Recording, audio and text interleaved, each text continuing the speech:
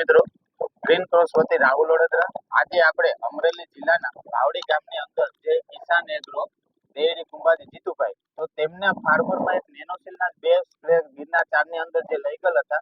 તો આજે આપણે તેમની વિશે જાણીએ કે જે નેનોસિલના બે સ્પ્રે લીધા તો તેમની અંદર શું સમસ્યા હતી અને કેવા માટે સ્પ્રે લીધા અને તેનાથી કેવા પરિણામ મળ્યા. તો મારી સાથે રાજુભાઈ જોશી અને ફાર્મરભાઈ છે, તો આપણે તેમના પાસેથી જાણીએ કે કેવા નેનોસિલ વાપરવાથી પરિણામ મળ્યા. તો રાજુભાઈ, તમે થોડુંક ડિટેલમાં.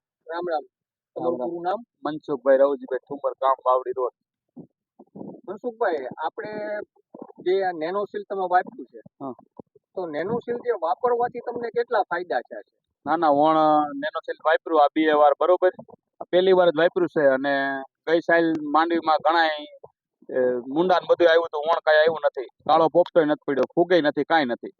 તો ગયા વર્ષે તમે નેનોસિલ નહોતું વાપર્યું ત્યારે તમારે વાયર ઓમ છે, સડો છે, ચિકનગુનિયા છે, આ બધા પ્રશ્નો હતા. ઓણ નથી કઈ. તો આ વખતે જે તમે 2 રાઉન્ડ વાપર્યા છે, તો એની અંદર તમને આની અંદર ખેડૂત મિત્રો જોઈ શકો છો કે કોઈ પણ પ્રકારનો સડો નથી, વાયર ઓમ નથી, અને ઉત્પાદન તમને કેવું લાગ્યું? ના સારું આવશે ઉત્પાદન તો.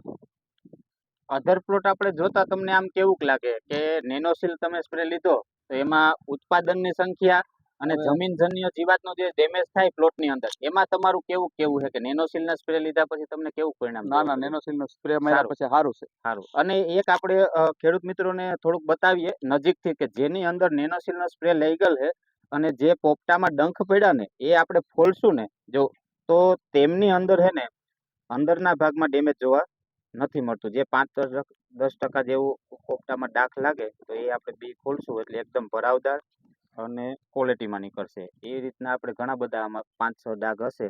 મેજર તો નથી જ ક્યાંય, તો ક્યાંક આપણે જોવા જઈએ ને, જો આ ડંખવાળા પોપટા તેને ફોલશું ને આપણે, અંદરના ભાગમાં ક્યાંય ડેમેજ જોવા નહીં મળે. એમાં તમારું મનસુખભાઈ કેવું પરિણામ છે? નેનોસિલ તમને સારું લાગ્યું. અને આજુબાજુમાં તે તમારા પ્લોટ છે મગફળીના, એની અંદર તમને અત્યારે કેવો સડાનો પ્રશ્ન દેખાય? હા, ઘણાયને દેખાય. આ નેનોસિલ તમે લીધું એ પછી તમને ક્યાં જોવા મળે આપણા પ્લોટ? ના મારામાં ક્યાંય નથી. આપણે જરાક આગળના ખેડૂત મિત્રોને ભલામણ કરતા હોય તો આ નેનોસિલમાં તમારું થોડુંક કેવું કહેવાનું છે કે થોડુંક ટ્રાયલ બેઝ ઉપર આગળ જે સડાનો પ્રશ્ન હોય કે પ્રોડક્શન લેવલમાં આપણું નેનોસિલનું કેવી ગણતરી તમારા મંતવ્ય પ્રમાણે? ના સારું છે અને ખેડૂતને ભલામણ કરી છે કે સટાય. બરોબર. વાપરવા નેનોસિલ વાપરવાથી ખરેખર એને ઉત્પાદનની અંદર ફાયદો થાય છે, તમે ખેડૂતને ભલામણ કરી શકો ખરા? હા. ઓકે, આભાર.